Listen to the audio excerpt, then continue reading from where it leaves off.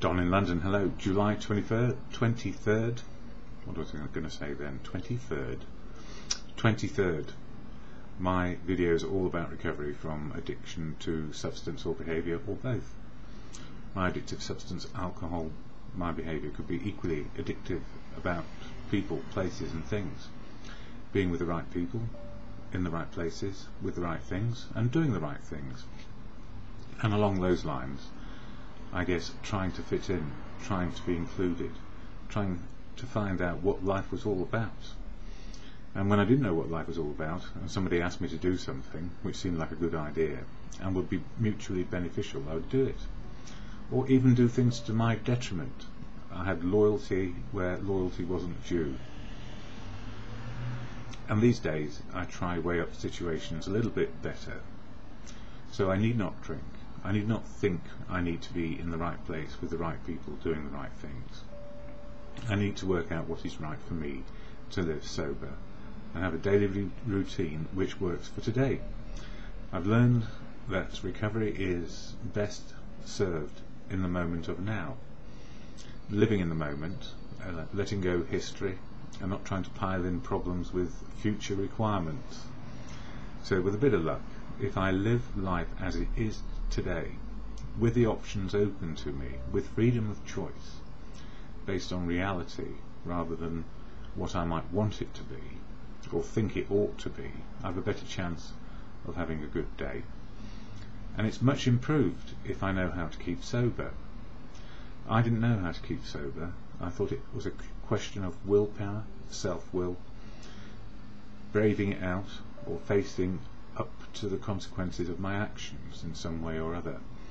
But whatever it was, I didn't seem to be able to stop drinking in the end, and it became a 24/7, I don't know what, trudge into oblivion. And I don't like oblivion these days. I don't want to drink my life away, and I don't need to. Somehow, with the help of other people, which started with family, friends, community and professionals, I started to get moments of clarity that no amount of willpower was ever going to work for me. And then I was introduced to AA, Alcoholics Anonymous, the very last place I thought I would ever end up, and the very last place I had any idea what went on. So I went in with complete skepticism about what it was there to do, and I didn't understand it. And it was asking me to give up my best friend over the years. Alcohol, the thing which I could use to fix me and my feelings, and fix the way I looked at life, that I was somehow in control of it. And these days I realise nobody's in control to that extent. And I'm glad I'm over it. I've got over me as well. What do they say? Get over it. Yeah, well, sometimes I have to do it in the day still, because things can make me sad, angry, upset, and not really understand why people do things. Or maybe I do understand, but I wouldn't do that even if it was the very last thing I thought I ought to do. And a horrible tragedy in Norway, where a lot of people have been killed and nobody knows quite why, as if we ever will. But somebody was sent mad, insane and completely outraged by whatever it was they thought was going on and was against their principles.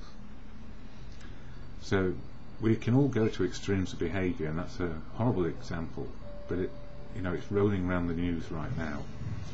I cannot feel pain for people who are going through it, but I can understand it, and I cannot share. I have my experiences of grief, but not like theirs. So my heart goes out to people who are suffering because of this tragedy. So I am able to do so because I'm sober. So what is AA, and how does it help me deal with the big things I hear on the news, which are far outside my experiences, down to daily living my life?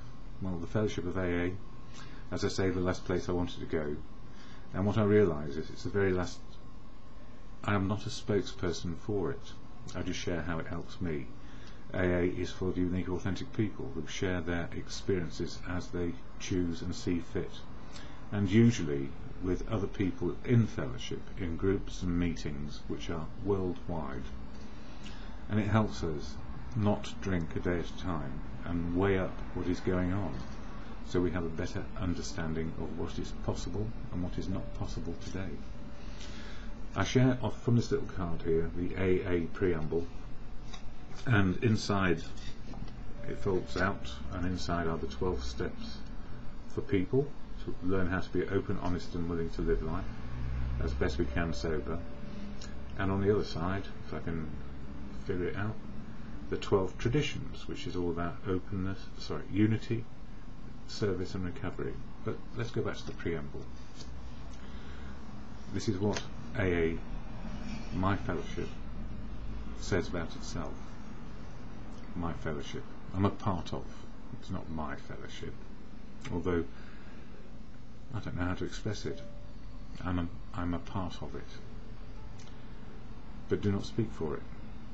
Alcoholics Anonymous is a fellowship of men and women who share their experience, strength and hope with each other, that they may solve their common problem and help others to recover from alcoholism.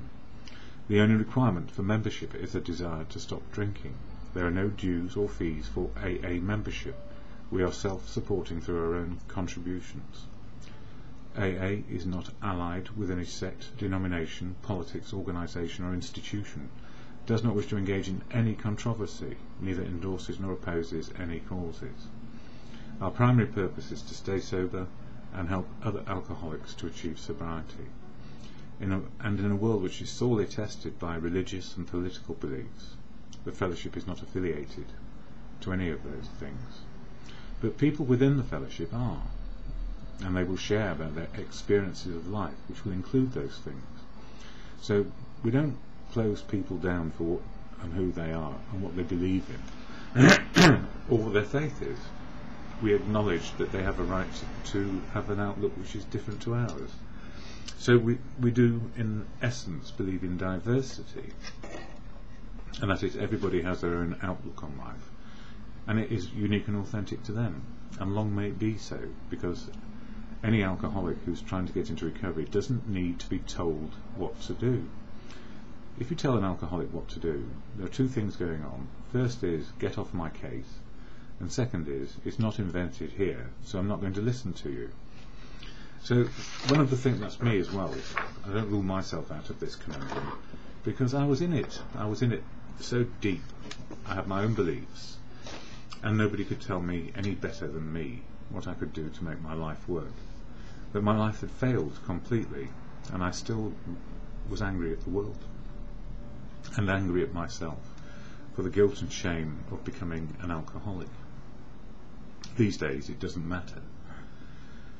People know addiction is only just around the corner if we take it too far and become dependent on something which is unhealthy. That is oblivion and obliteration of life. I share from this book the Daily Reflections because it covers the 12 steps and 12 traditions on a daily basis, and I do believe that sobriety is one day at a time. We can't change the past, and we can't manipulate the future. We can work to a future where we are open, honest and willing to change with what is possible. But the more we try to control it, the more the frustration will build and send us back into the malady of the problem, making ourselves the problem and the world the problem, rather than living in a solution, which is to say, okay, what are my best options today? And how will that build on an idea I have for my future? We don't lose sight of long-term goals about living, but we have to be in the moment of now to make the steps towards that future. So it's not gobbledygook, it's actually saying, what's my real life situation today and what can I do about it? But as I say, everybody has their own idea of what is the way forward. We all have our own path based on life experience and what is possible in reality on a daily basis. So the AA Daily Reflections today, and the word God is used, and it's your understanding of God or a higher power in your life which tends to make the program work for us. So that will become more apparent as I go along, I hope. So the AA Daily Reflection for today, July 23rd, I ask God, and I've put in brackets, or simply my good conscience, wisdom of others, and wisdom of others to guide me, to decide. Yeah, it's not about me deciding what is right for you or me. I ask to look at the big picture, the truth which I get from other people, and the wisdom which comes from experience of other people as well as my own. I pray that you now remove from me every single defect of character which stands in the way of my usefulness to you and my fellows. And that comes from the AA Big Book. Now, usefulness to you and my fellows means we have a broader understanding of how we may fit in today, not looking at the world as if we were watching TV and criticising it or judging it, but what can we do? What is our part in it today? Having admitted my powerlessness and made a decision to turn my will and my life over to the care of God as I understand Him, I don't decide which defects get removed, or the order in which defects get removed, or the time frame in which they get removed. I ask God to decide which defects stand in the way of my usefulness to Him and to others, and then I humbly ask Him to remove them. And I know this process only works on a daily basis, because if we keep the door open to recovery, we hear the wisdom of others and become more informed about the possibilities of life today, rather than saying, I've watched it, I've judged it, and it ought to be this way, and I'm going to tell you so. It doesn't work like that. We can all be critics, but are we actually living life and making the best of it? And today, for me, what I say or have thought about, I cannot feel your pain. I can relate to it because of my experiences. So I can't feel it for you, and I wouldn't presume to feel your pain when it comes to tragedy and grief. I can feel empathy and not assume your grief is the same as mine. Sharing our message will keep the door open, silence will close it. So sharing what is going on for us, our message, ups and downs, rights and wrongs, all of those things, we keep the door open to wisdom coming in, but our silence will shut the door. A one-day program with daily routines which work just for today. So I need to work on my sobriety, and these things about defects of character, my main ones are fear, putting on that brave face to cover up, and my ego, not wishing to talk about shame and guilt of not knowing or making a mess of things. So these days I talk about the good, the bad and the ugly, and I'm all of those things. From last night, a brilliant chair tonight, all about courage to change. For me, I had to see my defects, too much ignorance and denial to start with. Ignorance because I didn't know what was going on in the end. And then when I did know what was going on, I denied it. It can't be me. I can still do this on my own. And that was ego back then. Just for today, improving on shortcomings. And my shortcomings are a lack of courage, faith and confidence. So if I can improve my confidence, faith and courage by listening to the wisdom of other people and seeing how I may move on along this one day, making the best of it, then I'm on the right track. But I need to ask for help to learn, to share, and be open, honest and willing to change. So it's not about listening and going off and thinking, well, that's a good idea, but it doesn't apply to me. I might say, that's a good idea, and it does apply to me, and it means doing something different daily, so that I get humility to keep on learning, humility to learn always. And then, from another year, hardwired to learn. Nature and providence, from child to adult, human sponges soaking up life experience. Thirst and zest, nurture plays its part in how we become who we are. So nurture, how we were brought up. In recovery, humility offers freedom to learn new attitudes and behaviour, to let go ego and fear. Courage, faith and confidence growing today. And that's how it works. And another year around truth and forgiveness, which may be very hard right now for a lot of people in this one day. when the news media reverberate a story of horribleness. Truth sets me free. Truth sets you free.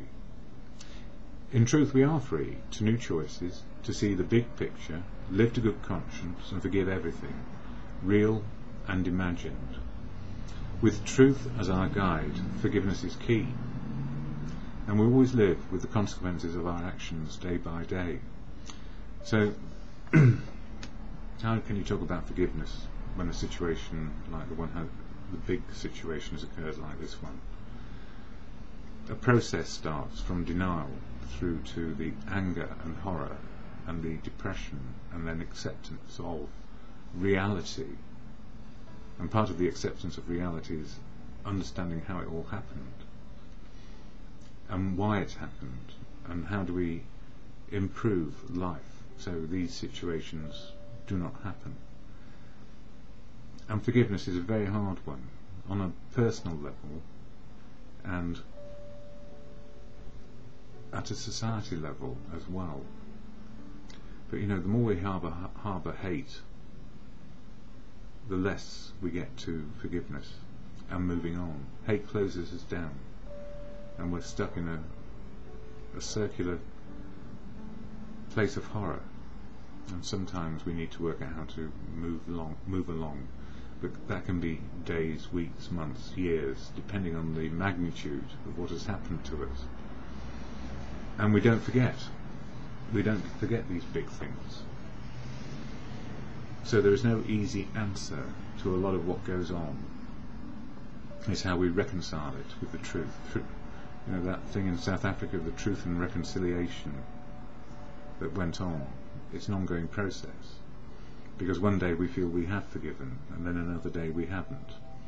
And then we're reminded of, and then something else happens.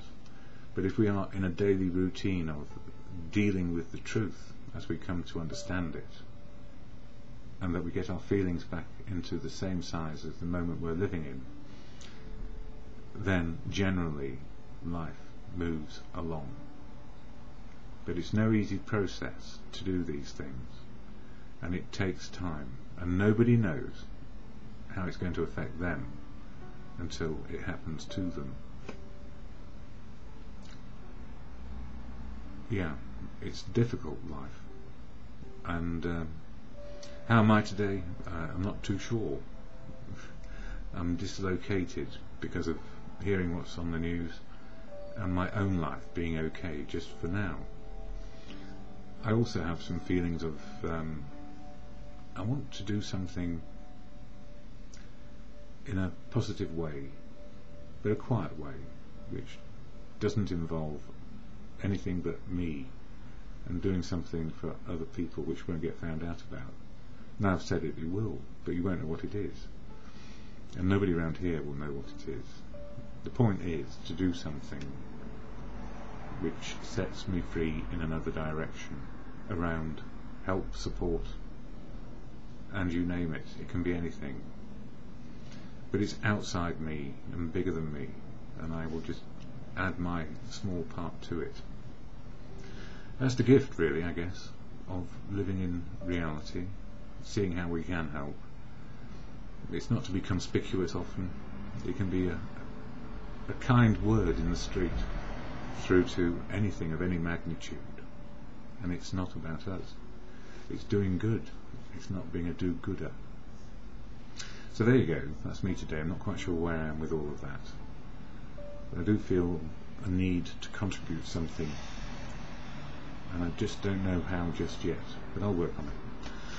So, in the end, on any given day, it comes down to can do, can't do, and learning the wisdom every day, and how to do it. And the serenity prayer, which is to God or in good conscience.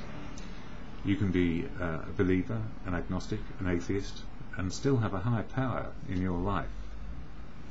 For me, it's the truth, love and wisdom of reality. The truth as it is, which I learn from other people, which is beyond my opinion. Love, how to love people and be loved back, how to have compassion, and learning wisdom. And I can only learn wisdom if my eyes and senses are open to change my opinion, attitudes, behaviour on a daily basis by living reality and listening to the reality of what is around me, the truth, the power greater than me. What a relief. I keep on needing to learn what the truth is on a daily basis. One of my daily routines, and the Serenity Prayer is a daily routine as part of my daily reflections in the morning, where I recognise I am powerless over people, places and things. I know I can return to the insanity of doing the same old thing over and over again and not getting anywhere. And I need to let go and let good things happen. Let go my opinions and old ways and let in new truth and learn new ways. All based around the Serenity Prayer for me. So it comes down to prayer and meditation to God or in good conscience. God, grant me the serenity to accept the things I cannot change, courage to change the things I can, and the wisdom to know the difference, always in the moment and just for today.